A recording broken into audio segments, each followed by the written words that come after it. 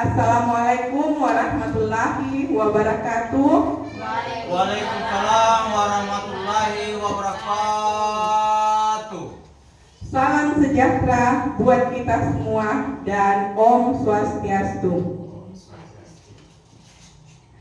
Puji syukur senantiasa kita panjatkan kehadirat Tuhan yang Maha Esa yang telah memberikan kita nikmat kesehatan dan kesempatan untuk hadir di tempat ini dalam rangka kegiatan diseminasi penyebaran dan pemahaman budaya positif di sekolah, yang mana kegiatan ini merupakan bagian dari kegiatan pendidikan calon guru penggerak.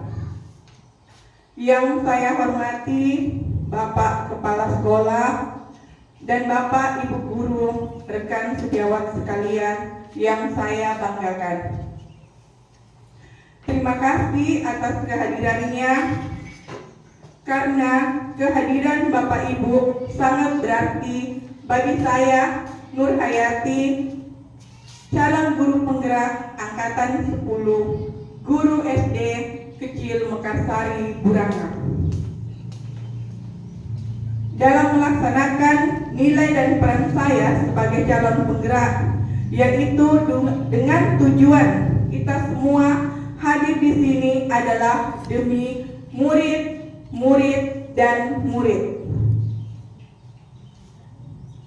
Dan saya yakin Bapak Ibu yang ada di sini semuanya adalah orang-orang yang hebat, yang telah meluangkan waktu dan kesempatan dan saling berbagi pendapat, pengalaman, dan gagasan demi kepentingan anak didik kita.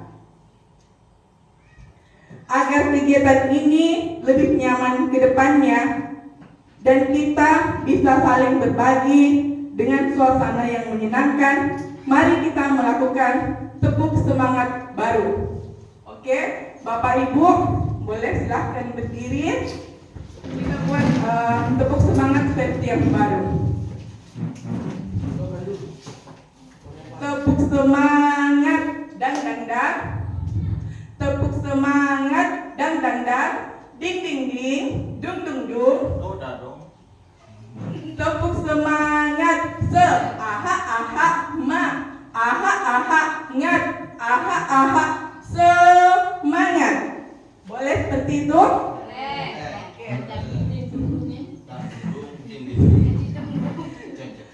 Oke, tepuk semangat dan ding ding ding, dung dung dung. Tepuk semangat dan ding ding ding, dung dung dung. Se aha aha ma aha aha ngat aha aha semangat. Luar biasa.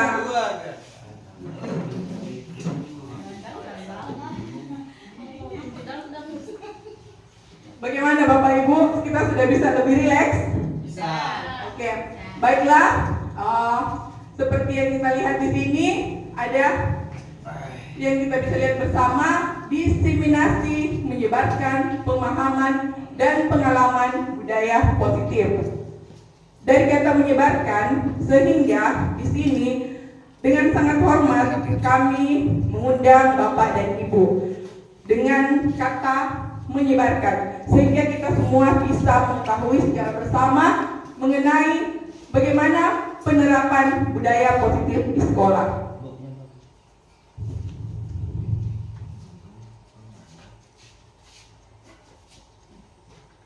Bapak dan Ibu, apakah yang Bapak Ibu pahami mengenai budaya positif?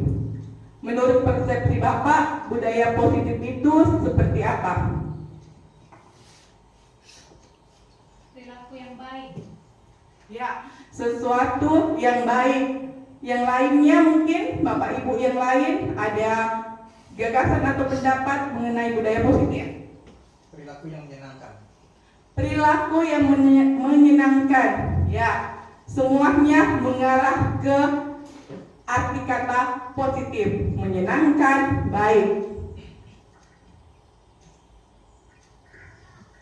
Nah, budaya positif merupakan pembiasaan atau karakter yang merujuk pada kumpulan norma, nilai, dan kebiasaan positif yang berkembang dalam suatu lingkungan.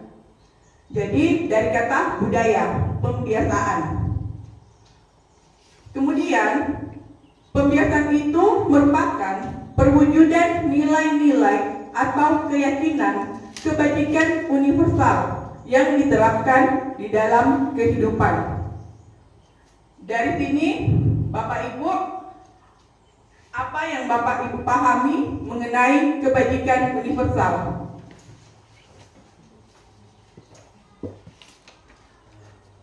Dari kata baik, kebajikan universal. Kebaikan untuk bersama. Ya, kebaikan bersama. Di konsep ini tertulis bahwa nilai-nilai kebajikan yang disepakati bersama, lepas dari bangsa, agama, bahasa, maupun latar belakangnya.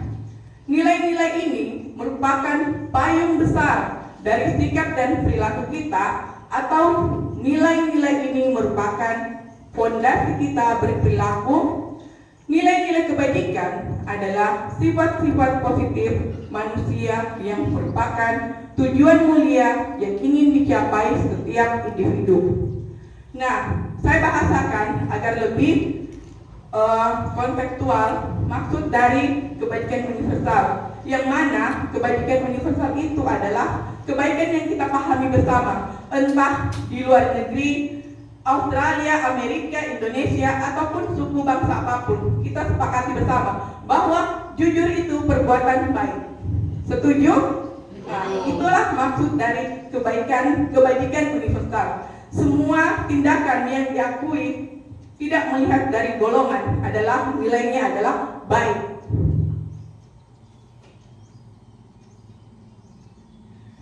Nah, di sini ada contoh nilai kebajikan secara umum yang menjadi acuan dalam membentuk disiplin positif. Ada peduli, keterus-terangan, kebersihan, komitmen, belas kasih, semangat. Nah, Bapak Ibu boleh lihat yang ada di papan, di slide, acuan-acuan dalam membentuk disiplin positif. Sebenarnya masih banyak nilai-nilai positif. Ini adalah gambaran yang menjadi acuan kita dalam membentuk karakter peserta didik.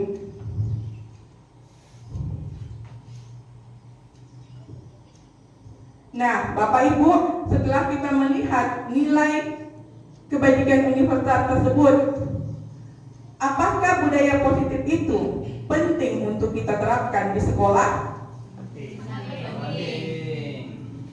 Sangat penting, ya, sangat penting ya Bapak Ibu. Oke, kenapa sangat penting?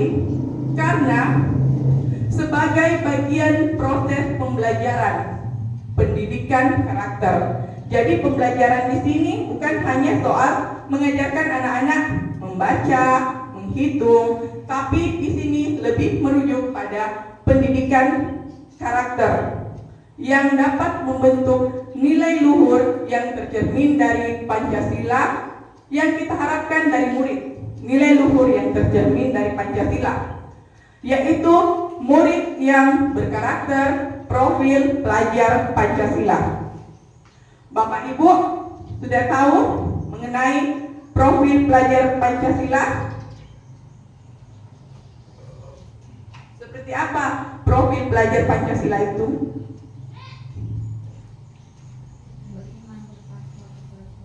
Ya, beriman dan bertakwa, kebinekaan global, Mandiri, bergotong royong, kreatif. ya.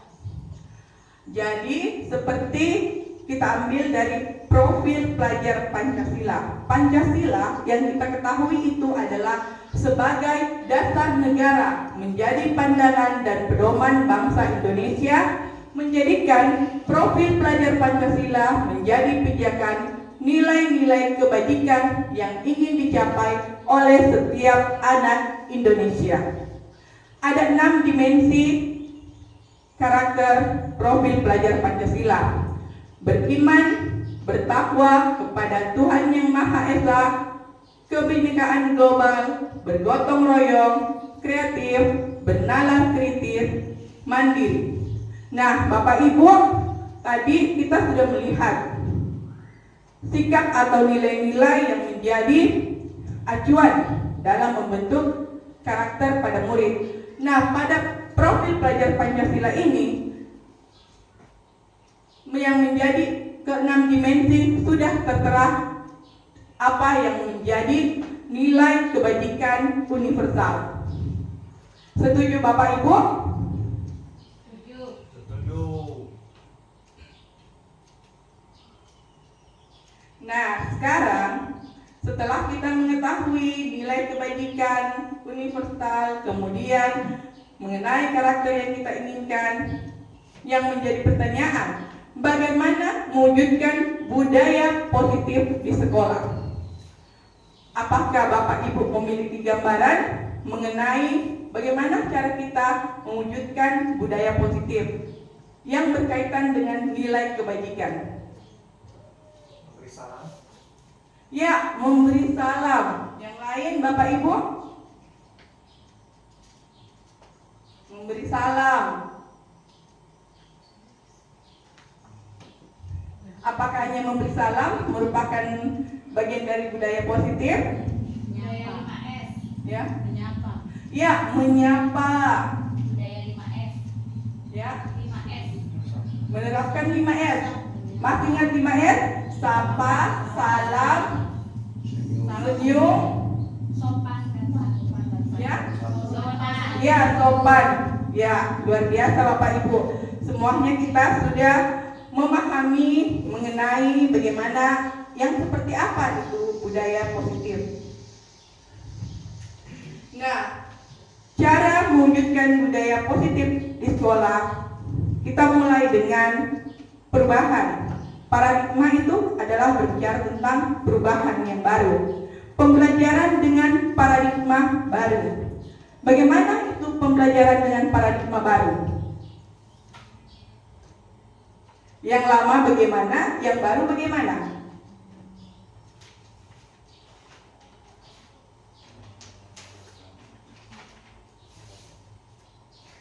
Ya. Oke Bapak Ibu, pembelajaran dengan paradigma lama di mana guru sebagai pusat pembelajaran. Guru menjelaskan, guru memberikan contoh, semuanya guru dan guru. Tetapi pada paradigma baru yaitu proses yang berpusat pada murid. Nah, apa tujuannya? Tujuannya adalah keterpihakan atau berpihak pada murid dengan memberikan kebebasan bereksplorasi, mencari pengetahuan kepada murid. Itu berarti kita sudah memberikan nilai berpihak pada murid. Dan tujuannya adalah murid, murid, dan murid. Saya selalu ingat dengan 3 kata ini: murid, murid, dan murid. Menurut Bapak Ibu, apa makna sehingga kata murid ini diulang 3 kali? Dari murid untuk murid oleh murid. Ya, dari murid untuk murid oleh murid. Luar biasa. Jadi segala sesuatu yang kita lakukan itu orientasinya, tujuannya adalah murid.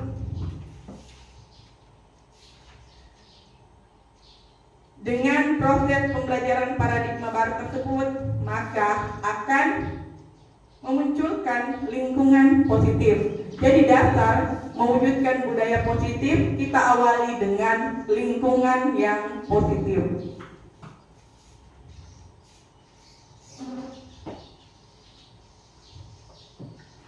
Nah, Bapak Ibu, tentunya sebelum melakukan sesuatu, kita tentu harus mengetahui dulu Saya beri contoh, kalau kita seorang ibu, kebetulan di sini ada sebagian besar adalah ibu-ibu rekan sejawat yang saya banggakan. Kalau kita membuat kue, kita tentu menggunakan takaran. Untuk 1 kilogram terigu sekian untuk gulanya, sekian untuk menteganya. Nah, sama dengan menerapkan budaya positif ini, bagaimana kita mau menerapkannya sementara hal-hal yang terkait dengan budaya positif itu kita belum mengetahui dengan benar apa saja konsep-konsep yang terkait dalam menerapkan budaya positif. Yang pertama, disiplin positif. Nah, Bapak Ibu, menurut Bapak Ibu, disiplin itu yang seperti apa? Atau bagaimana perwujudan karakter disiplin itu atau pembiasaan disiplin itu menurut Bapak Ibu? Mematuhi peraturan. Mematuhi peraturan. Yang lain selain mematuhi peraturan, apalagi yang menjadi gambaran mengenai disiplin? Ya. Datang tepat waktu. Iya, datang tepat waktu, mematuhi peraturan. Nah, di sini yang harus kita rubah mengenai makna disiplin itu sebenarnya. Jadi, disiplin itu tidak hanya berbicara tentang on time, tepat waktu. Jadi, disiplin dalam pengertian paradigma lama yaitu tata tertib, teratur, kepatuhan, peraturan, bahkan hukuman. Dimaknai sesuatu yang dilakukan untuk mendapatkan kepatuhan dan sering dihubungkan dengan ketidaknyamanan. Contohnya seperti ini. Anak-anak harus datang tepat waktu, pukul 7.15 contohnya ya. Anak-anak harus datang di sekolah. Nah, itu adalah bentuk peraturan dan kepatuhan. Namun terkadang tanpa kita sadari hal itu dapat dihubungkan dengan ketidaknyamanan. Di sini nilai keberpihakan kepada murid itu sudah tidak ada. Mungkin saja anak-anak yang datang terlambat tersebut ada halangan, misalkan dia ada pekerjaan di rumah, harus membantu orang tuanya. Jadi itu mengenai disiplin bukan hanya mengenai soal waktu, tetapi Bapak bisa lihat di sini disiplin yang kuat tumbuh dengan adanya kemerdekaan, yaitu tidak hanya terlepas dari perintah, tetapi cakap memerintah diri sendiri. Dan sesungguhnya disiplin itu berasal dari kita sendiri. Nah, apa kesimpulannya di sini?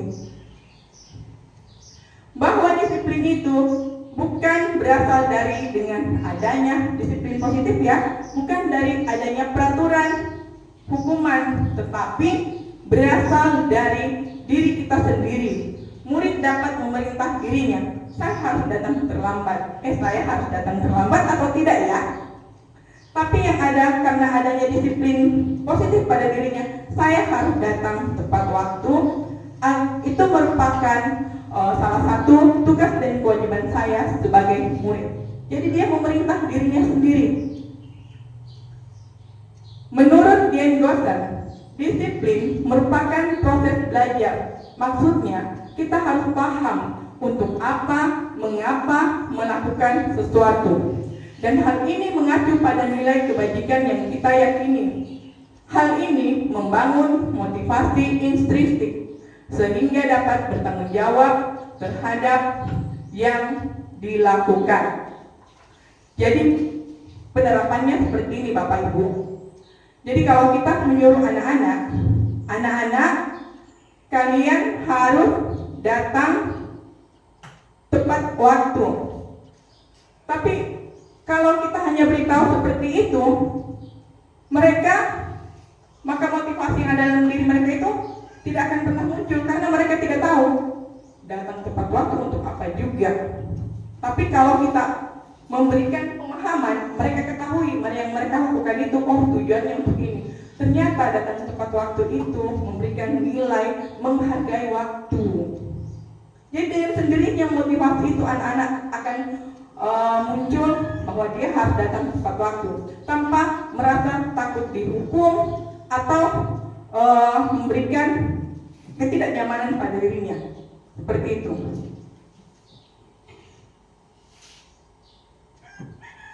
Disiplin ini harus kita garis bawahi. Disiplin tidak harus memberikan hukuman. Kalau perlu, sebagai alternatif terakhir, bahkan tidak perlu dilakukan. Jadi, dalam hal ini, jika ada murid-murid kita yang melakukan suatu perbuatan yang menyimpang, maksudnya tidak sesuai dengan menjadi peraturan di sekolah, hukuman bukan sebagai alternatif, tetapi kita dapat menggunakan cara lain. Nah, di sini nanti akan kita pelajari, itulah salah satu kiat menumbuhkan budaya positif.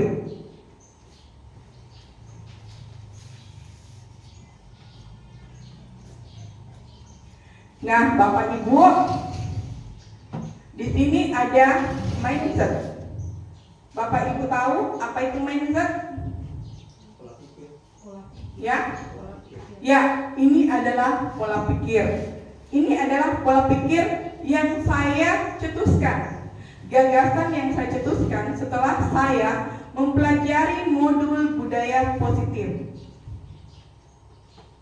Murid yang memiliki disiplin diri berarti mereka bisa bertanggung jawab terhadap apa yang dia lakukan, karena mereka mendasarkan tindakan mereka pada nilai kebajikan universal. Kita balik tadi pada kebajikan universal. Jadi dia mengaitkan semua tindakannya dengan nilai kebaikan universal. Saya tidak ingin datang terlambat karena dia adalah anak yang bertanggung jawab.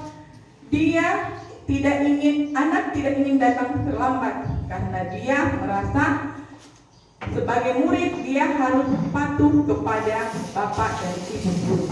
Itu adalah disiplin dia memerintah dirinya sendiri. Disiplin bukan hanya berkaitan dengan waktu dan pembiasaan, tetapi lebih kepada sikap perilaku yang dapat dipertanggungjawabkan dan dalam pelaksanaannya lahir dari dalam diri. Jadi semua tindakannya dia sadari itu adalah suatu kebaikan untuk dirinya.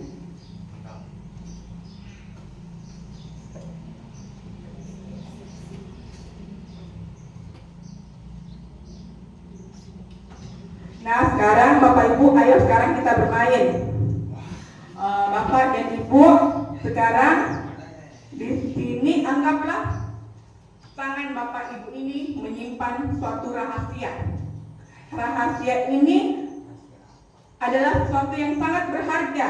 Bapak dan Ibu tidak ingin orang lain tahu rahasia itu. Coba sekarang Bapak bisa secara berpasangan kepalkan, anggap di dalam ini berlian kah atau apa, pokoknya sesuatu yang berharga. Silahkan dikepalkan tangannya. Itu saja perunggu. Ya. Memang deka-deka. Anda sudah membayangkan bahwa ada sesuatu yang berharga dalam kepalan tangan Anda. Anda perlu menjaga hal tersebut dengan sekuat tenaga. Karena hal itu penting bagi kehidupan Anda. Luar biasa sekali. Ayo sekarang berusaha dengan sekuat tenaga, kepalkan tangan. Nah, kemudian teman yang satu, cara bergantian. Misalkan yang satu dulu, kepalkan tangan. Ibu, lakukan apa yang bisa Bapak Ibu lakukan untuk agar dia mau membuka kepalan tangannya. Entah Bapak mau menghardik atau membujuk atau apa, terserah apa yang Ibu mau lakukan. Saya membujuk pada Ya, coba Coba ibu perhatikan. Pak Darmi silahkan dikepalkan tangannya. Sekarang Ibu Felni silahkan. Bagaimana cara ibu bisa membuka kepalan tangan itu? Dipegang gitu Pak. Ayo. Coba ibu dengan Ibu Ayu dengan Ibu Mira. Ibu Mira, Ibu Ayu yang mengepalkan tangan. Nah, kemudian Pak Fendi silahkan ibu buka. Bagaimana cara ibu membujuk Pak Fendi agar dia membuka kepalan tangannya? Seuang. Ya, bagaimana? Ada buka. Sudah ada yang berhasil membuka kepalan tangannya? Buka bu. Saya dapat uang 5.000. Rokok satu batang. Oleh. Ibu berhasil membuka kepalan tangannya Pak Fendi? Berhasil.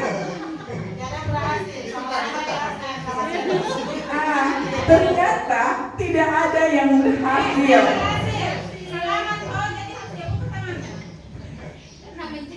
Tidak ada yang berhasil ya, karena kita tidak ingin sesuatu berharga kita itu ada dengan orang lain.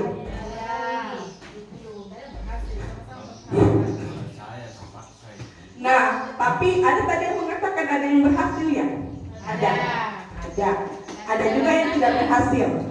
Nah, apa alasan Anda yang sudah berhasil membuka kepalan tangannya? Apa alasan Anda membuka kepalan tangan? Dibujuk bu, saya kasih sebagian. Karena bujukan. Iya. Kemudian yang tidak berhasil, apa alasannya sehingga tidak berhasil dibuka kepalan tangannya? Terlalu keras. Terlalu keras. Ya. Apa yang dapat kita tarik dari kesimpulan kegiatan ini? Tidak ada yang bisa mengontrol diri kita. Ya, yang mengontrol diri kita itu adalah diri kita sendiri, bukan orang lain. Demikian halnya dengan murid kita. Murid kita itu adalah individu yang sama dengan kita. Mereka memiliki hak mengontrol diri mereka sendiri. Nah, tugas kita ini sudah sebagai guru membimbing, mengarahkan agar kontrol dirinya itu berada pada jalur positif. Nah, sekarang Bapak Ibu, ini adalah miskonsepsi makna kontrol. Miskonsepsi itu apa Bapak Ibu? Ya, kesalahan pemahaman. Yang pertama, ilusi mengontrol murid. Kedua, ilusi semua penguatan itu positif. Ilusi, kritik, dan membuat seseorang merasa bersalah dapat menguatkan karakter. Berikut, ilusi bahwa orang dewasa memiliki hak untuk memaksa dengan alasan tanggung jawab. Yang seharusnya bagaimana Bapak Ibu? Sekarang kita ingin meluruskan miskonsepsi tersebut.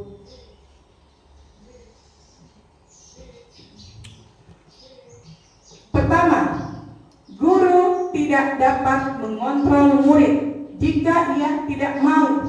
Jangan dipaksa ya Bapak Ibu. Kalau mereka tidak mau.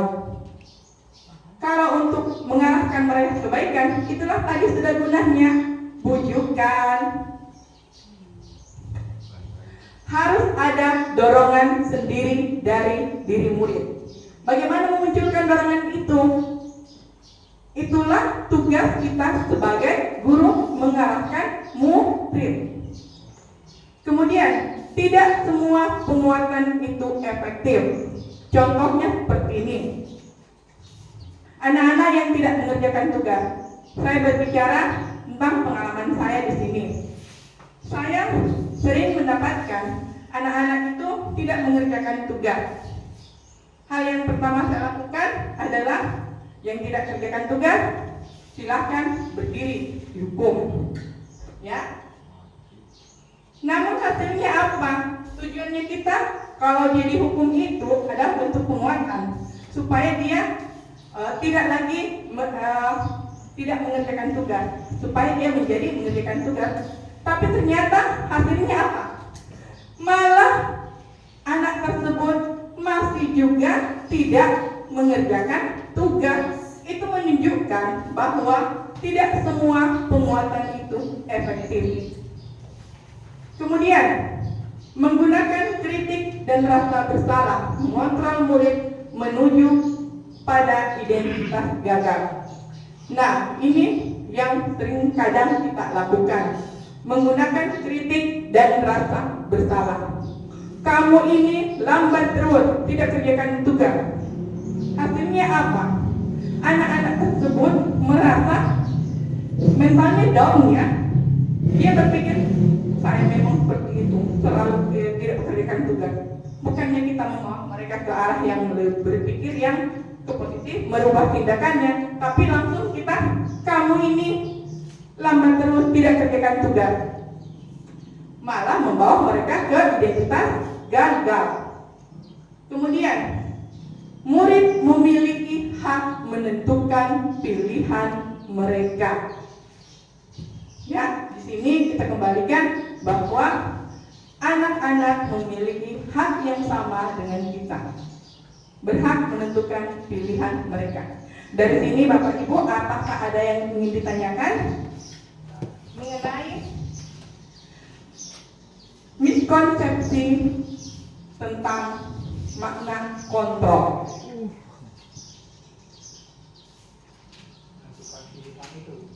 Ya, menentukan hak, menentukan pilihan mereka. Ya, apa yang ditanyakan Bapak Ibu?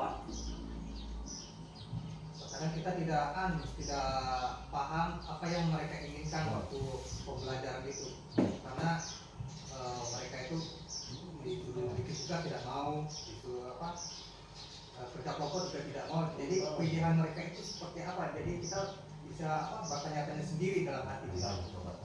Ya, luar biasa pertanyaannya Pak Fendi mengenai murid memiliki hak menentukan pilihan mereka.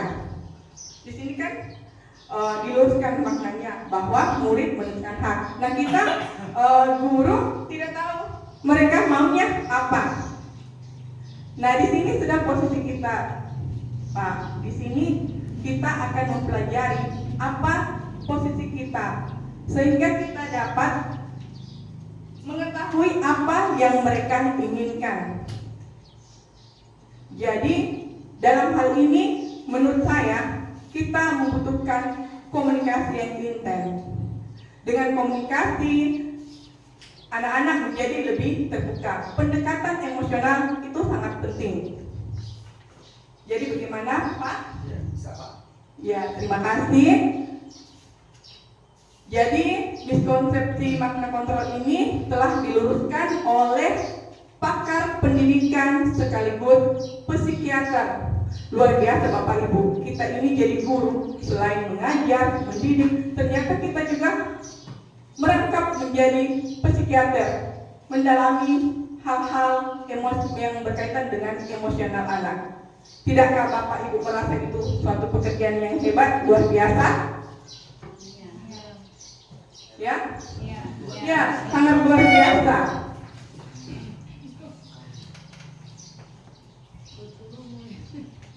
Nah, sekarang kaitan makna kontrol dengan disiplin. Tadi kita sudah pelajari tentang kontrol diri dengan disiplin. Disiplin sebagai bentuk kontrol diri, yaitu belajar untuk kontrol diri agar dapat mencapai tujuan mulia. Tujuan mulia di sini mengacu pada nilai-nilai atau prinsip-prinsip mulia yang dianut seseorang. Kita namakan nilai tersebut nilai kebajikan yang universal. Selanjutnya, konsep yang berkaitan dengan budaya positif. Ada yang namanya paradigma stimulus respon kepada pendekatan teori kontrol. Menurut Bapak Ibu, apa itu paradigma stimulus respon?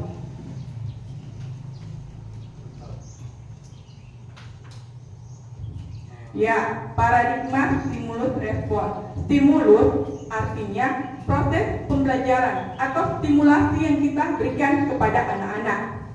Model-model pembelajaran, gaya-gaya pembelajaran, kemudian responnya, apakah anak itu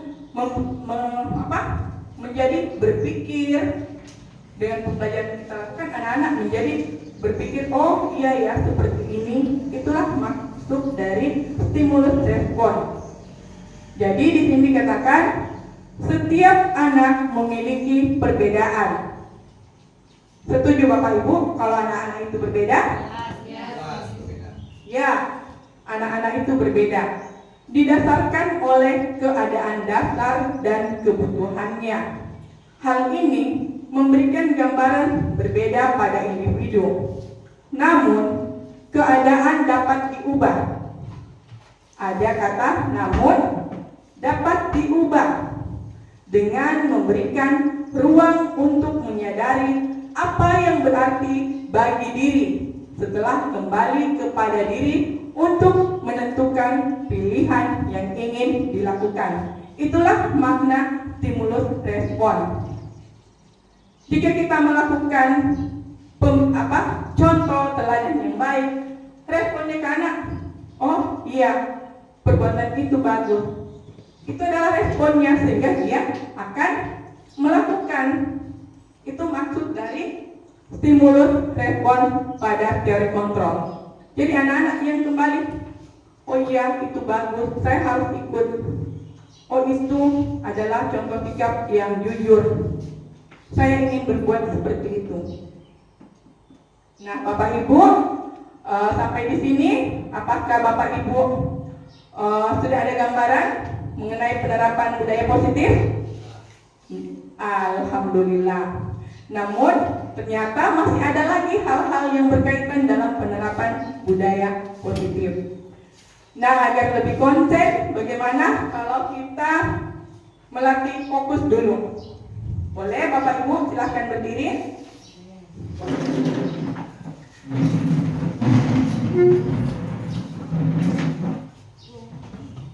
Jadi seperti ini ya. Kalau saya katakan lingkaran besar, lingkaran kecil, lingkaran besar. Kalau saya bilang lingkaran besar, berarti tangannya Bapak begini. Kalau saya bilang lingkaran kecil, tangannya Bapak besar. Oke? Paham Bapak Ibu? Ya, baik, terima kasih. Oke. 1, 2, 3. Lingkaran kecil, Lingkaran besar, lingkaran kecil,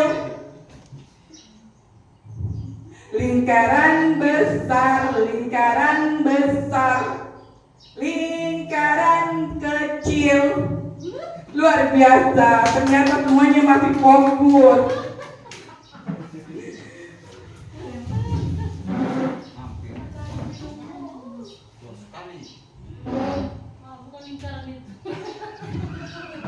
Bagaimana Bapak Ibu, kita lanjutkan materinya? Alhamdulillah, masih semangat? Semangat. Semangat? Semangat. Luar biasa. Berikut kita akan mempelajari motivasi perilaku manusia. Apa itu motivasi? Ya, dorongan melakukan sesuatu. Jadi orang-orang itu melakukan sesuatu karena adanya dorongan. Nah, sekarang Bapak Ibu berada di sini tentu ada dorongan, motivasinya. Kira-kira apa yang menjadi motivasi Bapak Ibu sehingga Bapak Ibu hadir bersama kami di sini dalam rangka penyebaran budaya positif? Ingin tahu materi budaya positif. Ya. Ingin mengetahui budaya positif Iya, seperti apa. ingin mengetahui budaya positif. Yang lain? Oke. Nah, ternyata motivasi perilaku manusia itu ada 3. Yang pertama, untuk menghindari ketidaknyamanan atau hukuman. Kedua, untuk mendapatkan imbalan atau penghargaan dari orang lain. Ketiga, untuk menjadi orang yang mereka inginkan dan menghargai diri sendiri dengan nilai yang mereka percaya. Nah, Bapak Ibu, dari ketiga motivasi perilaku ini, kira-kira mana motivasi perilaku yang mengarah kepada budaya positif? Yang ketiga, ya benar sekali Bapak Ibu, bahwa untuk mewujudkan budaya positif itu adalah kita harus menjadikan murid kita menghargai diri sendiri dengan nilai yang mereka percaya. Konsep penerapannya bagaimana?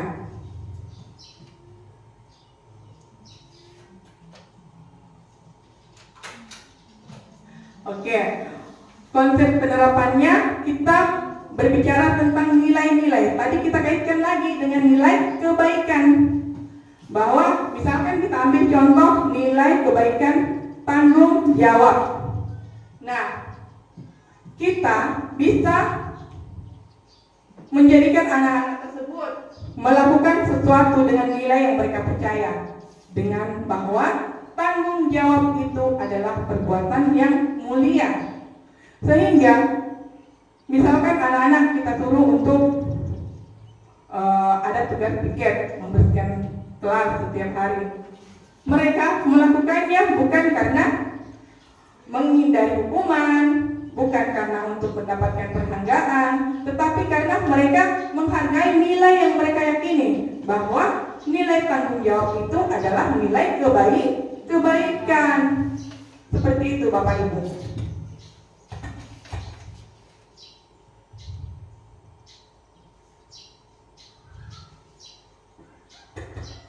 Untuk menjadi orang yang mereka inginkan dan menghargai diri sendiri dengan nilai yang mereka percaya. Tujuannya apa? Tujuannya adalah memotivasi seseorang memiliki disiplin positif, karena motivasi berperilakunya bersifat internal bukan eksternal. Jadi dengan meyakini nilai kebaikan, maka dorongan yang ada dalam dirinya itu bukan motivasi eksternal, motivasi dari luar, seperti takut dihukum atau ingin mendapat penghargaan, itu motivasi dari luar. Tapi dengan meyakini nilai kebaikan, itu adalah motivasi internal yang memang lahir dari dalam dirinya, yang dia yakini bahwa itu adalah hal yang baik, yaitu memotivasi untuk menjadi orang yang mereka inginkan dan menghargai diri sendiri dengan nilai-nilai yang mereka percaya ketika murid kita memiliki motivasi tersebut.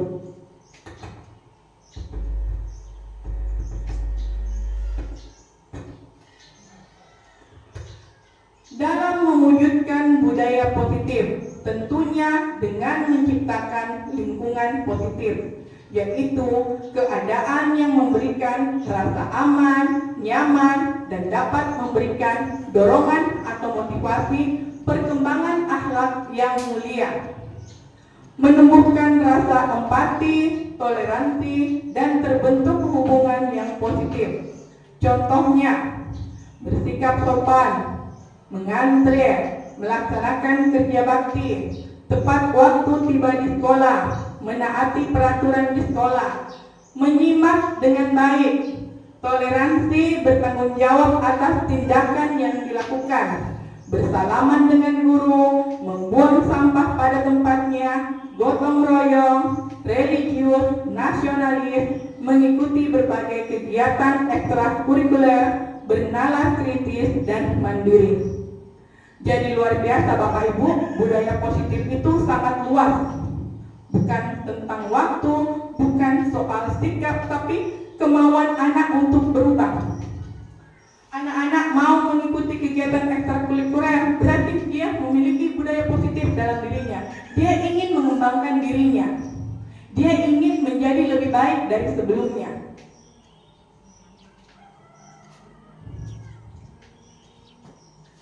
Sebagai guru, hal yang kita perhatikan dalam menanamkan pendidikan karakter. Karena mewujudkan budaya positif itu adalah bentuk dari program pendidikan karakter.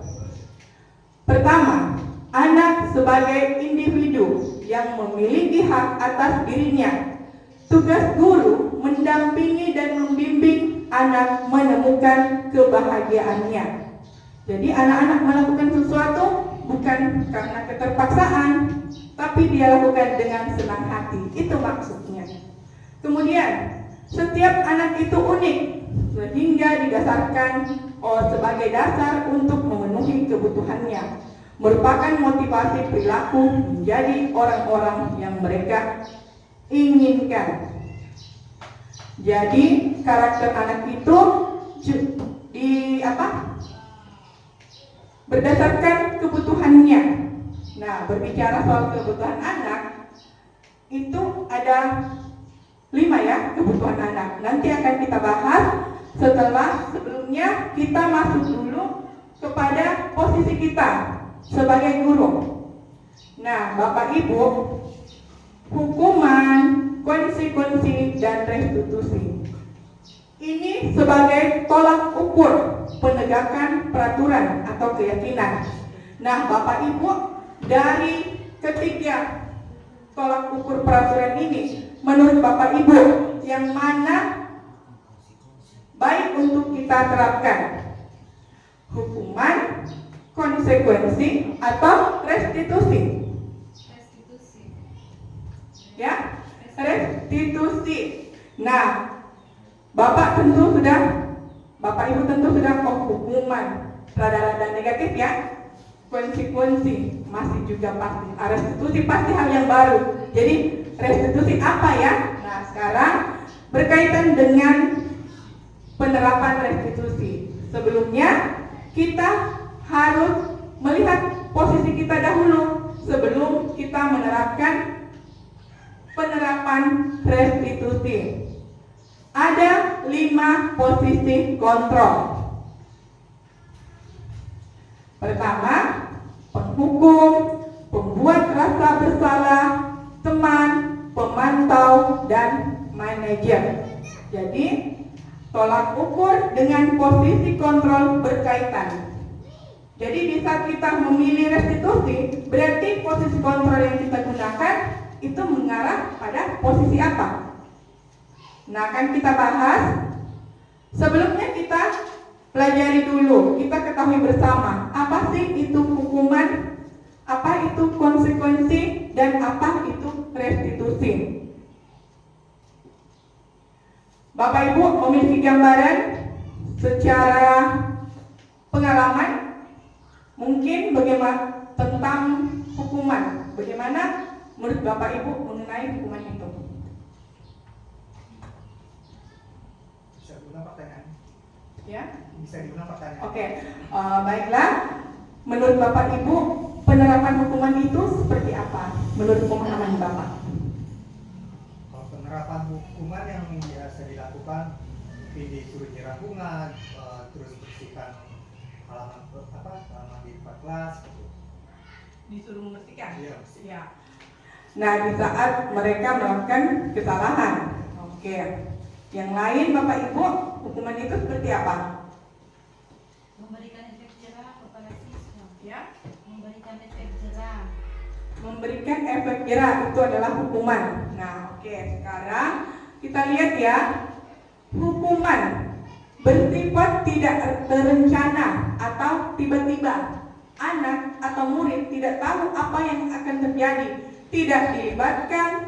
Hukuman bersifat satu arah dari pihak guru yang memberikan, dan murid hanya menerima suatu hukuman melalui suatu kesepakatan atau pengarahan dari pihak guru, baik sebelum atau sesudahnya. Hukuman bisa diberikan berupa fisik maupun pikir.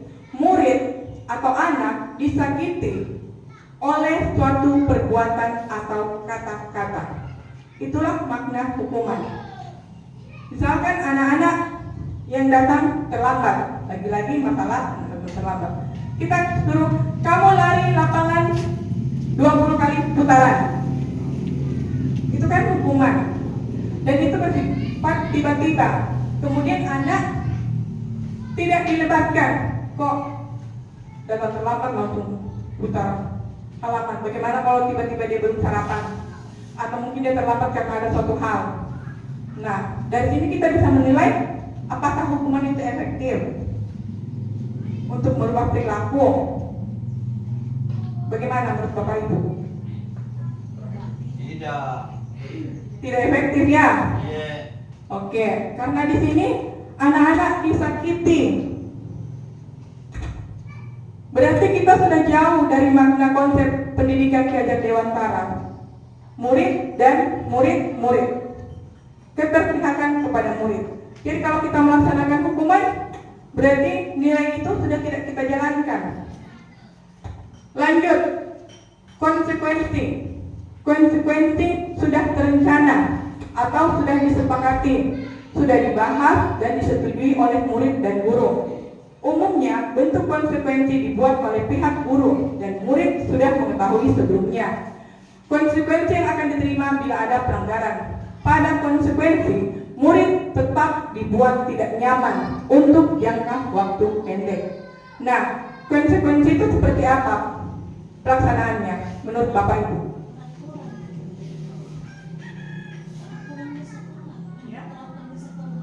Ya. Peraturan diterapkan di sekolah. Kalau melanggar, ada konsekuensinya. Nah, itulah konsekuensi. Melakukan kesalahan berarti harus ya ada hukumannya. Itulah konsekuensi. Masih berbicara tentang hukuman. Lanjut, restitusi. Nah, yang tadi ini sudah menjadi pilihan Bapak Ibu ya. Penasaran seperti apa itu restitusi? Restitusi, proses kolaboratif dalam bentuk dialog yang mengajarkan murid untuk mencari solusi dan membantu berpikir tentang orang seperti apa yang mereka inginkan dan bagaimana mereka harus memperlakukan orang lain dan menciptakan kondisi bagi murid untuk memperbaiki kesalahan dan kembali pada kelompok mereka. Kelompok mereka maksudnya ini ke kelompok yang baik ya, dengan karakter yang lebih kuat, memiliki tujuan, disiplin positif, dan memulihkan dirinya setelah berbuat.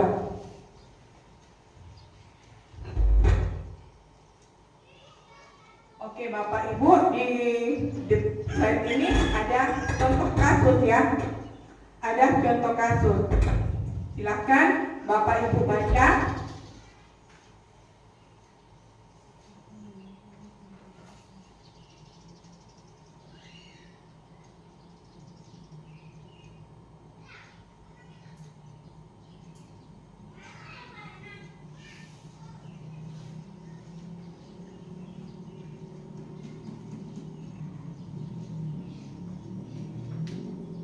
Bagaimana Bapak Ibu? Sudah selesai?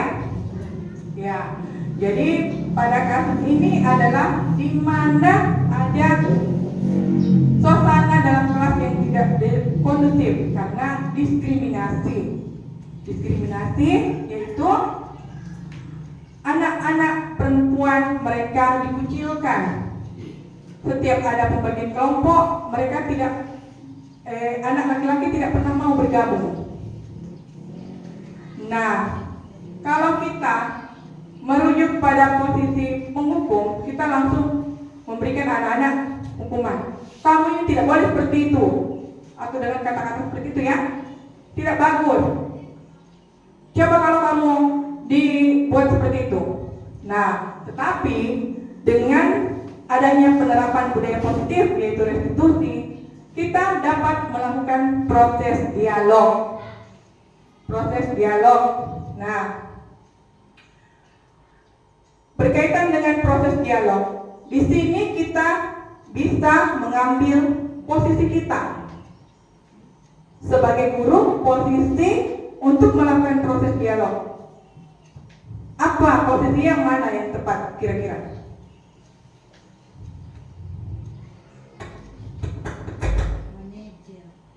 Posisi mana?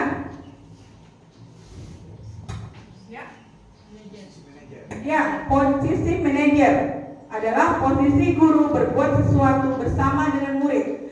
Jadi kita melakukan dialog dengan murid itu adalah berbuat sesuatu bersama dengan murid.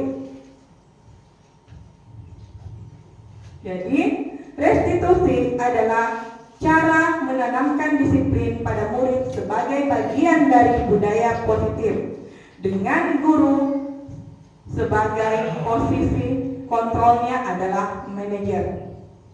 Restitusi membimbing murid berdisiplin positif agar murid merdeka, bertanggung jawab, dan mandiri.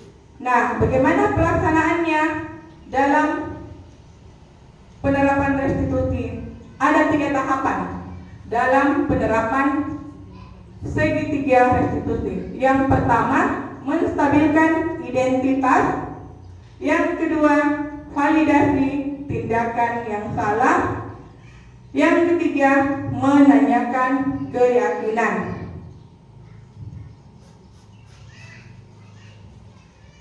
Nah, pada tahapan pertama, yaitu menstabilkan identitas.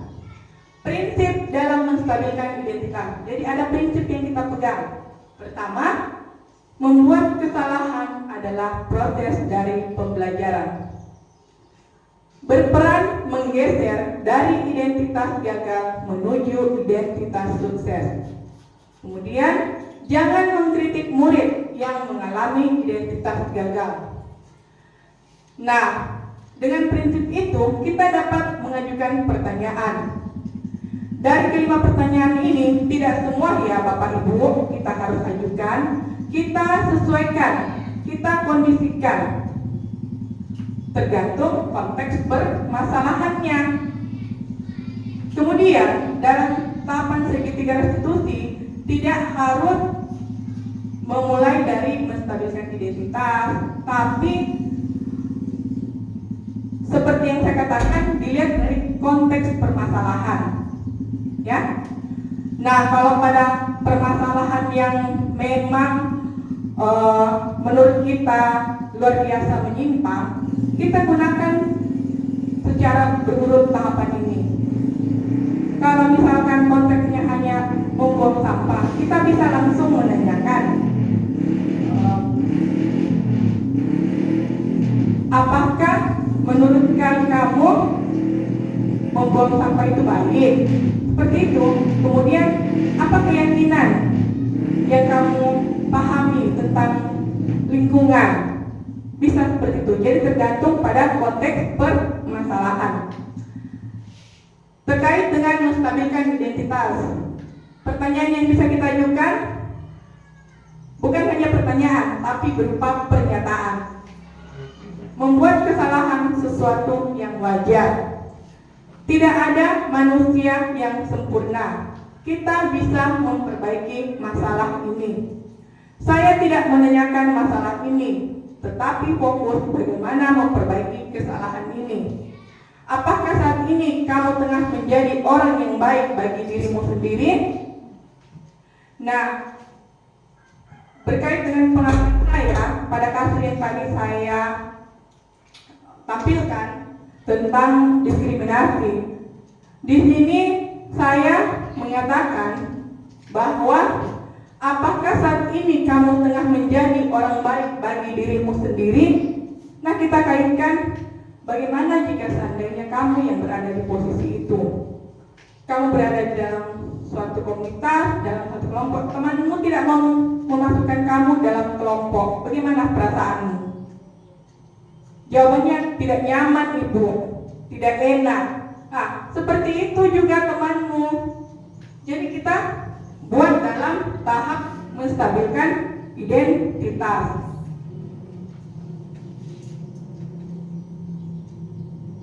Kemudian tahapan validasi tindakan salah.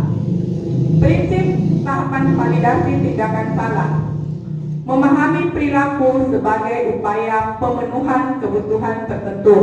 Nanti kita akan sangkut pautkan mengenai perilaku itu terkait dengan pemenuhan kebutuhan.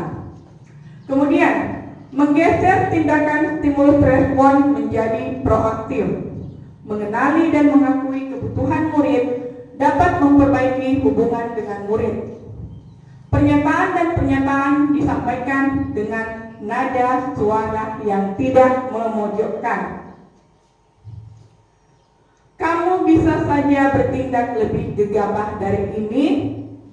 Kamu tidak melakukannya tanpa alasan tertentu. Kamu melakukannya karena mempertahankan sesuatu yang penting. Mungkin kamu bisa mempelajari suatu perilaku baru yang lebih efektif. Bersediakah kamu mempelajarinya? Nah, saya kembalikan pada kasus tadi yang saya sampaikan kepada anak yang melakukan tindakan diskriminasi adalah kamu melakukannya karena mempertahankan sesuatu yang penting. Setelah proses dialog, ternyata yang saya dapatkan informasi, anak tersebut mereka justru malah mau menghindari masalah yang lebih besar. Masalah yang lebih besar, yakni katanya kalau satu kelompok dengan anak perempuan digara-gara kita pacaran, seperti itu, makanya mereka hindari. Ternyata ada sesuatu yang sangat penting yang mereka lindungi. Mereka mau agar lebih permasalahan tidak lebih meluas. Dengan alasan seperti itu, saya lanjutkan dengan pernyataan. Mungkin kamu bisa mempelajari suatu perilaku yang lebih efektif. Bersediakah kamu mempelajarinya? Di sini anak-anak mau melakukan perilaku yang baru. Kita kaitkan dengan keyakinan. Sebelum mereka mempelajari perilaku baru tersebut, kita kaitkan dengan tahapan menanyakan keyakinan. Nah, prinsip dalam menanyakan keyakinan, pertama, murid memiliki motivasi intrinsik, menggeser tindakan stimulus menjadi proaktif. Kemudian perilaku divalidasi identitas sukses setelah stabil, baru kita kaitkan keyakinan. Kalau belum stabil identitasnya, maka kita tidak boleh langsung mengaitkan pada keyakinannya. Karena identitas sukses tadi telah stabil, dia mengakui, ya, dia melakukan itu karena ada sesuatu yang dilindungi. Dia tidak ingin digara-gara pacaran, padahal mereka tidak pacaran. Nah, setelah identitas itu tersukses, artinya tervalidasi, baru kita kaitkan dengan keyakinan. Kita tanyakan, menurut kamu sikap itu baik? Tentu dia jawab tidak. Kebajikan apa yang telah kita sepakati? Saling menghormati, saling menghargai. Nah, dengan sikap seperti tadi yang kalian lakukan, tidak mau memasukkan temanmu, apakah itu sikap menghargai dan menghormati? Mereka jawabnya tidak. Nah, mereka yakini bahwa saling menghormati dan meyakini itu sikap yang baik. Tapi mereka tetap juga tidak mau karena ada yang dilindungi. Di sini sudah kita sebagai guru mengarahkan, posisi kita mengarahkan murid. Kita mengajak mereka, maukah mempelajari sikap yang baru? Dia mau. Ternyata apa sikap yang baru? Yaitu kita harus percaya diri.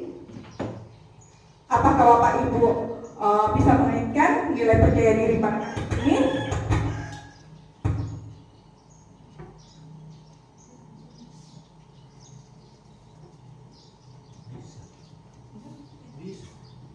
Ya, bisa ya? Ya. Percaya diri. Kita harus percaya diri bahwa perbuatan kita ini adalah baik. Tidak perlu kita mau mendengar omongan teman-teman bilang kalau pacaran. Kalau kamu tidak pacaran, kenapa kamu harus mau dengarkan? Jadi percaya diri bahwa perbuatanmu itu selama tidak melanggar aturan kamu yakini itu baik, lakukan. Itulah sifat atau perilaku baru yang kita tawarkan kepada anak-anak. Jadi dengan cara itu mereka berpikir, ya biar kalau digara-gara, kalau tidak betul, biar saja. Nah, dari situ mereka sudah mau bersosialisasi dengan teman mereka yang berjenis kelamin perempuan, tanpa lagi mereka mau menghiraukan digara-gara, karena mereka sudah punya sikap karakter baru yang tumbuh, budaya positif baru yang tumbuh dalam dirinya, yakni tidak perlu mendengarkan perkataan selama yang kita lakukan itu baik, lakukan. Itu adalah percaya diri.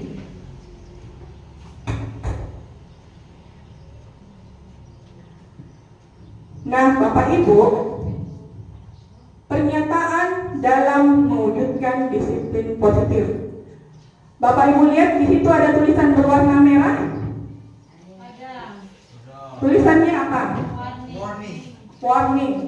Bahasa Inggris ya. Ya. What is the meaning? Peringatan. Ya, penghargaan sama nilainya dengan menghukum seseorang. Menurut Bapak Ibu ini materinya luar biasa tidak? Penghargaan sama nilainya dengan menghukum. Saya Bapak Ibu waktu mempelajari materi ini saya tuliskan begini di modul di LMS. Materinya luar biasa sekali. Karena di satu sisi dia positif, di satu sisi dia negatif. Penghargaan yang selama ini kita pahami adalah sesuatu yang baik. Tapi ternyata penghargaan itu nilainya sama dengan menghukum.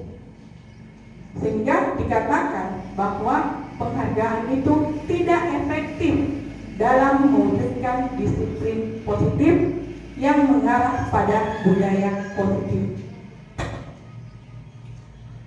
Mengapa penghargaan itu tidak efektif? Pertama, pengaruh jangka pendek dan jangka panjang.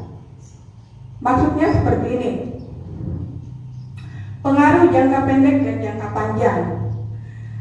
Di sebuah kelas, seorang anak memiliki guru. Gurunya ini kalau dia masuk ke dalam kelas, anak-anak selalu diberikan tanda bintang. Dikasih tanda bintang. Berarti anaknya rajin dan masuk kelas. Namun tiba saatnya guru tersebut berganti. Guru tersebut tidak sempat masuk ya, digantikan oleh guru lain. Apa yang terjadi?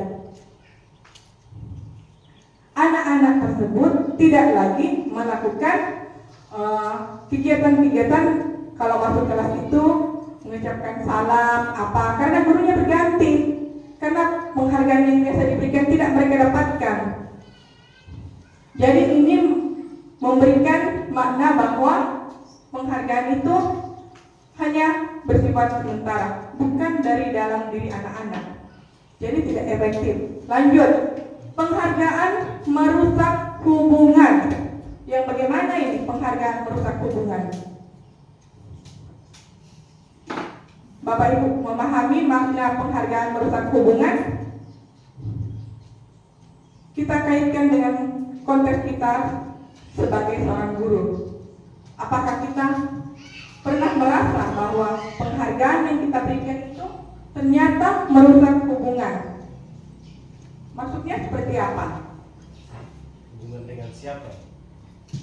Hubungan kalau dalam konteks di kelas, hubungan antara sama murid. Murid sama murid atau Iya.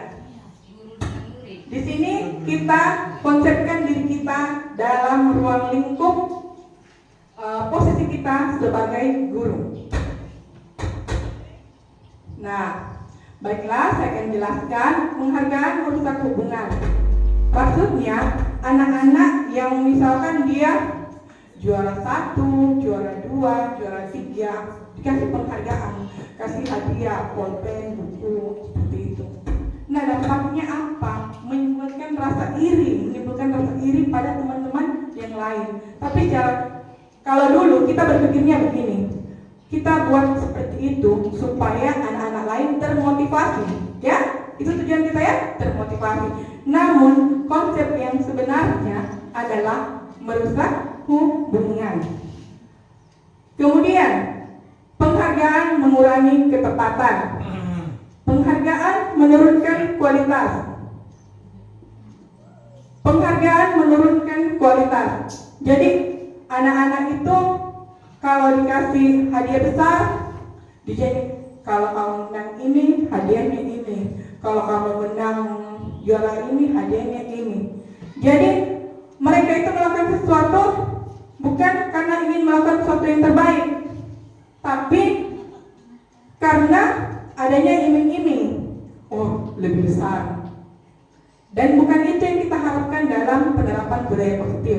Yang kita inginkan, hal-hal yang dilakukan anak itu adalah sesuatu yang dia yakini baik dan itu muncul dari dalam dirinya sendiri. Kemudian penghargaan menghukum motivasi dalam diri. Jadi nanti ada penghargaan baru mau berbuat baik, berbuat sesuatu yang ekspektasinya bagus. Kalau tidak ada penghargaan, tidak. Ini maksudnya penghargaan itu menghukum motivasi. Yang seharusnya capaian kompetensi yang diperoleh siswa secara umum diapresiasi dalam bentuk penghargaan. Namun, penghargaan terbaik secara ideal tindakan belajar itu adalah penghargaan sesungguhnya. Wah, kamu hebat. Ayo ditingkatkan lagi belajarnya ya nak. Seperti itu. Saat kita berulang kali menjanjikan hadiah kepada anak-anak agar berperilaku bertanggung jawab, atau kepada seseorang murid agar mempelajari sesuatu yang baru, atau kepada seorang karyawan agar melakukan pekerjaan yang berkualitas, kita sedang berasumsi mereka tidak dapat melakukannya, atau mereka tidak akan memilih untuk melakukannya. Dari sini Bapak Ibu paham makna dari sini? Ya, jadi kalau diiming-imingi sesuatu berarti kita yakin mereka itu tidak bisa berbuat. Mereka mau berbuat karena ada sesuatu. Itu makna dari kita tidak percaya dengan kemampuan mereka.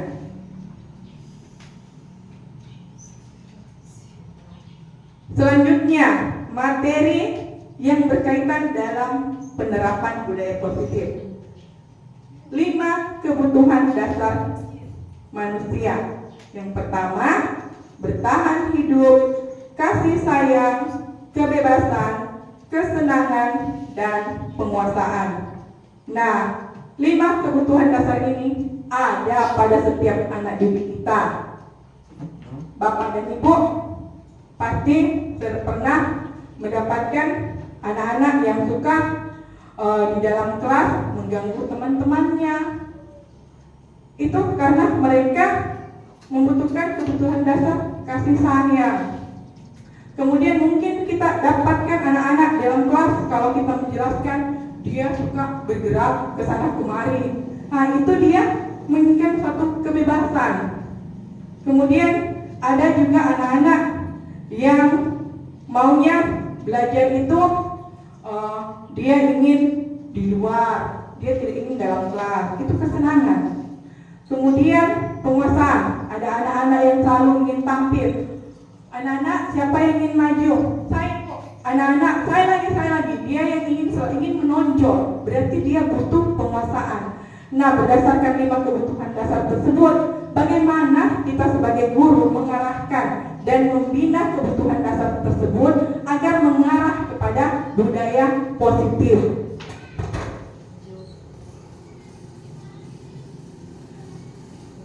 Seorang murid melakukan suatu perbuatan yang bertentangan dengan nilai-nilai kebajikan atau melanggar peraturan. Hal itu sebenarnya dikarenakan karena mereka gagal memenuhi kebutuhan dasar mereka. anak-anak yang suka buat usil itu haus akan kasih sayang. Mungkin di keluarganya dia tidak mendapatkan kasih sayang. Nah, kita sebagai guru dapat memenuhi kebutuhan tersebut. Berkaitan dengan kebutuhan dasar manusia, ini ada contoh kasus. Buktinya, guru wali kelas 2A di SD Pelita Hati sedang bingung menghadapi pula salah satu murid di kelasnya, Doni. Beberapa anak di kelas 2A telah datang padanya dan mengeluhkan Doni yang seringkali meminta bekal makan siang mereka dengan paksa. Jika Anda menghadapi sesuatu seperti Ibu Dina, apa yang akan Anda lakukan?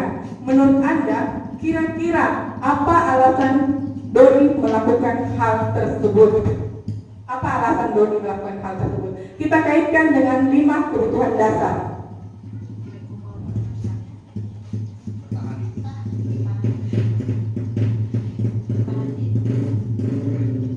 Bertahan hidup, ya. Alternatifnya banyak. Bertahan hidup, ya. Ya, bisa juga penguasaan karena dia merasa saya di sini saya berkuasa, sehingga dia mau-maunya mau mengambil makanan temannya. Atau bisa juga karena kesenangan. Oh, menunya teman yang satu ayam, oh menu teman yang satu telur.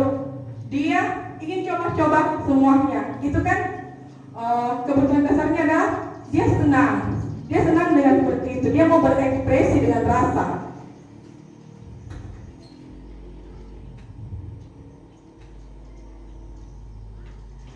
Nah, Bapak Ibu, tadi sudah kita ketahui bahwa ternyata perilaku itu karena beberapa faktor, motivasi, kebutuhan, itu semua adalah yang mendasari atau yang mendorong motivasi perilaku anak didik kita. Nah, sekarang tugas kita sebagai guru adalah memberikan dunia berkualitas. Adalah yang seperti apa dunia berkualitas itu? Terpenuhi kebutuhannya dan hal-hal baik dalam hidupnya. Kalau tadi contohnya kasus si Doni, misalkan di kebutuhannya bertahan hidup, mungkin dia belum makan dari rumahnya, ya. Nah, kita sebagai guru, bagaimana kita memberikan pemenuhan terhadap kebutuhan tersebut? Apakah kita akan memberikan dia makan? Tidak kan? Nah, di sini kita kembalikan posisi manajer. Kita bisa melakukan proses dialog. Doni, kalau mau ke sekolah sarapan dulu supaya tidak lapar sampai di sekolah. Bagaimana kalau lapar, nyaman tidak saat belajar? Tidak kan? Seperti itu proses-proses dialog yang dapat kita lakukan pada kegiatan segitiga restitusi. Karena anak memiliki gambaran dunia yang mereka inginkan. Luar biasa dunia anak ini ya, untuk kita pahami.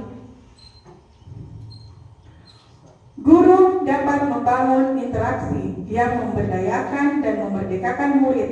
Maka murid akan meletakkan dirinya sendiri sebagai individu yang positif dalam dunia berkualitas karena menghargai nilai-nilai kebajikan.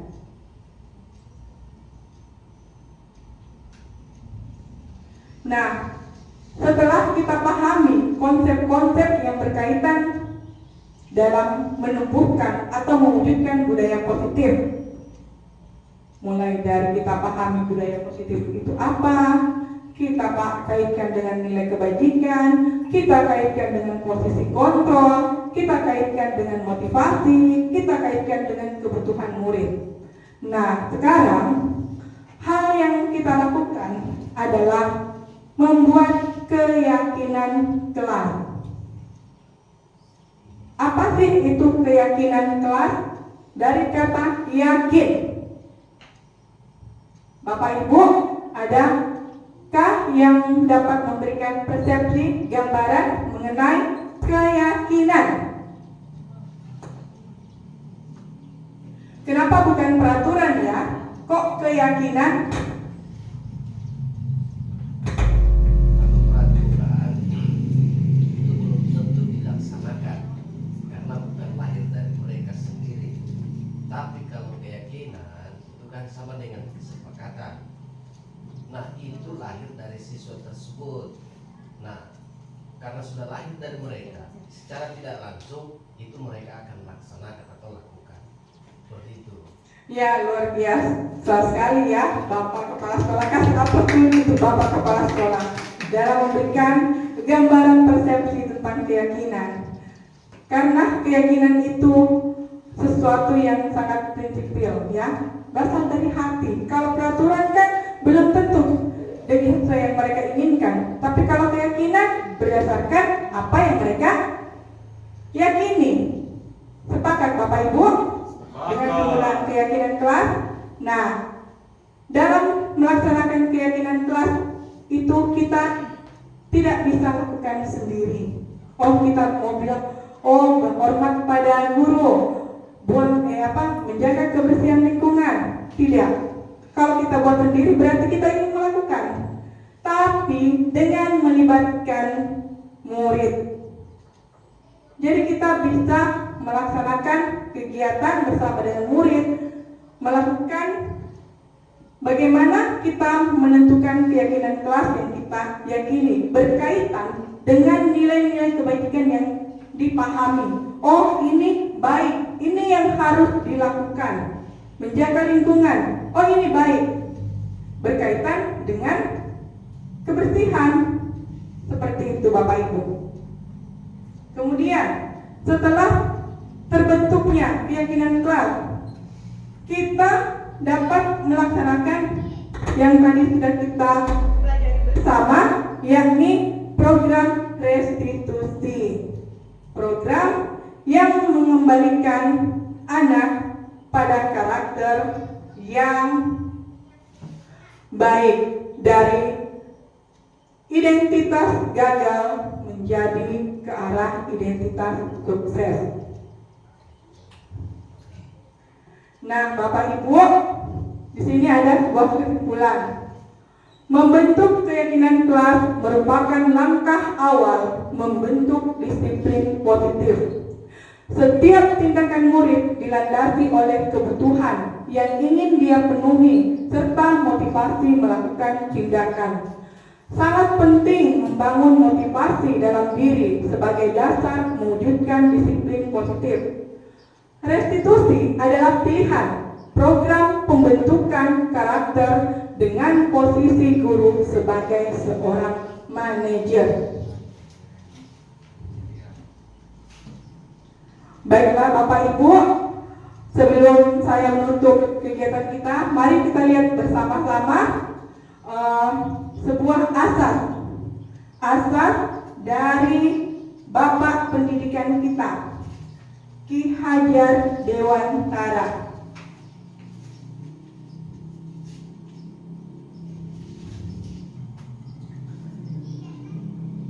Seorang petani yang menanam jagung tidak akan berubah menjadi padi. Betul Bapak Ibu? Tetapi yang dapat diberikan adalah dengan memberikan perawatan tumbuh kembangnya. Demikian halnya dengan mendidik.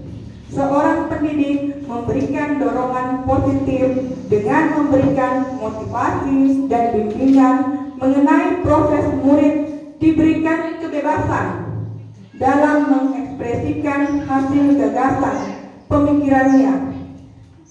Jadi itulah makna pendidikan. Kita guru tidak dapat mengarahkan murid untuk menjadi ini, tetapi kita membimbing, membina, mendampingi murid mencapai kebahagiaannya sesuai dengan tugas kita sebagai seorang guru mengajar dan mendidik. Di dalam dunia pendidikan, pendidikan itu adalah menuntut segala kodrat yang ada pada anak, tumbuh dan hidupnya potensi yang ada dengan mengerahkan segala upaya memajukan budi pekerti, pikiran, dan jasmani agar dapat memperbaiki perilakunya, bukan dasar hidupnya.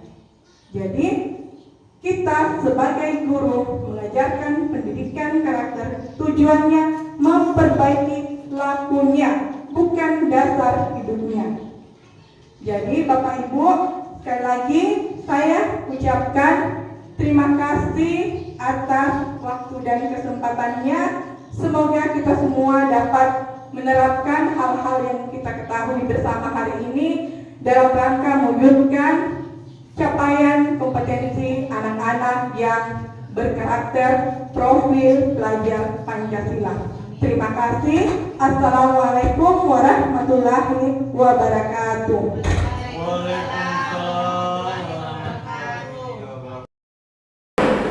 Apa kabar hari ini, Jerry? Baik. Jadi, berhubungan kita sudah selesai melaksanakan ujian. Berarti tugas praktik kita juga sudah selesai ya? Apa tugas praktik kita? Membuat satu prakarya berupa rumah atau apapun ya yang ditugaskan.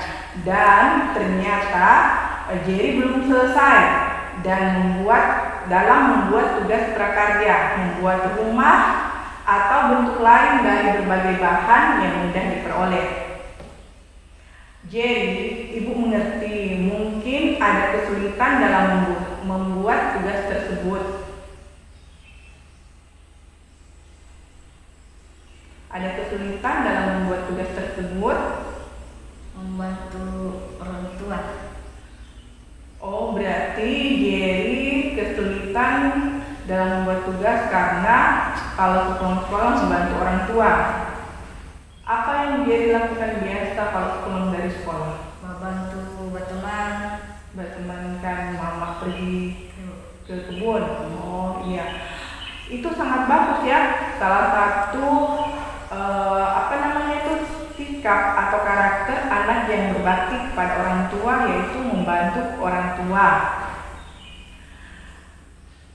Nah, bagaimana dengan tugas membuat prakarya tersebut? Apakah ada solusinya? Nanti malam saja saya kerja. Oh, berarti nanti malam baru dapat kerja. Nah, sekarang pekerjaan itu sekarang sudah selesai atau belum selesai atau sudah baru mau dikerjakan? Sudah mau selesai. Sudah mau selesai, berarti selama ini Jerry mengerjakannya secara perlahan-lahan ya, tetap dikerjakan setiap terpulang dari sekolah, membantu orang tua, malamnya baru mengerjakan tugas yang diberikan oleh ibu. Nah, jadi sekarang apa yang ingin kamu lakukan jika seandainya ada lagi tugas yang ibu berikan? Karena di kita dalam membuat tugas kita memiliki batasan waktu kapan harus dikumpulkan. Nah, bagaimana solusinya agar tugasnya dapat selesai dan dapat juga membantu orang tua? Belajar tiap malam. Ya, belajar artinya betul-betul memanfaatkan waktu ya. Artinya setiap pulang dari kerja bantu orang tua langsung dengan tugas sebagai murid. Jadi ingat keyakinan kelas yang kita sepakati bersama. Ya. Apa keyakinan kelas kita? Rajin belajar. Ya, rajin belajar. Nah, ibu berikan tugas membuat prakarya itu sebagai proses pembelajaran, melatih kemampuan kreativitas kalian. Kemudian kalau menurut Jerry, keyakinan apa sebagai seorang murid supaya kita bisa sukses membantu sebagai seorang anak, membantu orang tua, dan sukses sebagai seorang murid? Harus rajin. Ya, bagus. Kita harus rajin. Jadi itu adalah kunci bahwa kalau kita ingin sukses kita harus rajin. Jadi setiap permasalahan yang kita hadapi itu ada jalan keluarnya, sehingga kembali kepada diri kita, kita harus lebih rajin apapun kondisinya. Jadi itu adalah kunci agar kita menjadi sukses. Nah, jadi Ibu senang sekali atas motivasi belajar kamu. Ibu mengerti dengan kondisi membantu orang tua sehingga kamu kesulitan untuk membagi waktu, tapi dengan keyakinan kita harus rajin, ya, harus rajin, pasti semua masalah bisa teratasi, ya. Jadi Ibu harap Jerry menjadi lebih baik lagi ke depannya, ya.